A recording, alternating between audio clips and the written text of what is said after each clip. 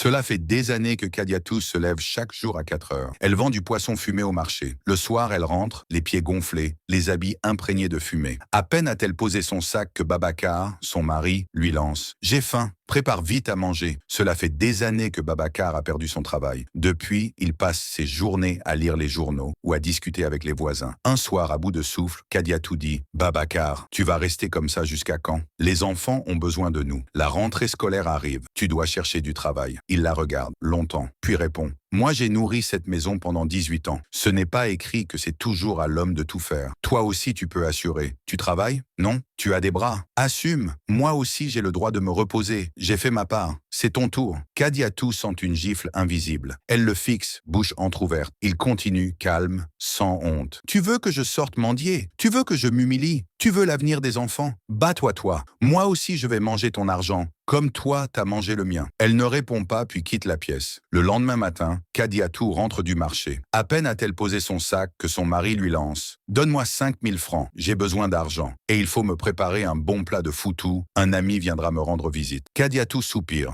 Elle ne dit rien. Elle sort l'argent puis lui donne. Le soir, pendant que les enfants mangent dehors, Kadiatou s'approche de son mari puis lui demande: « Babacar, tu comptes faire quoi exactement? Tu ne veux plus chercher du travail ?» Il lève les yeux, agacé. « Tu crois que c'est facile dehors? Tu crois que je n'ai pas essayé? Tu ne vois pas mon âge? Moi, j'ai trimé 18 ans pour vous. Maintenant que c'est dur pour moi, tu veux me faire passer pour un incapable? Tu dois aussi m'aider. Tu es ma femme, non? T'aider? Je t'aide, tous les jours. Mais tu veux de l'aide ou tu veux juste croiser les bras? Depuis là, tu vis uniquement sur mon dos, hein, Babacar. Tu manges, tu dors, tu t'habilles avec mon argent. Et tu oses parler comme si c'était normal. C'est normal. Un couple, c'est pour le meilleur et pour le pire. Quand c'était moi qui assurais, tu ne te plaignais pas. Aujourd'hui, c'est ton tour. Tu dois prendre le relais. » « Le relais? Tu ne m'as jamais demandé si j'en avais la force. Tu as juste décidé de t'asseoir et de me regarder courir. » Un silence tombe dans la pièce. Kadiatou détourne les yeux. Babacar se lève, quitte la pièce. Dans la chambre, seul, il murmure: « Moi, j'ai fait ma part. Qu'il se débrouille en maintenant. J'ai assez donné. Moi aussi, je veux qu'on s'occupe de moi. » Dans une famille,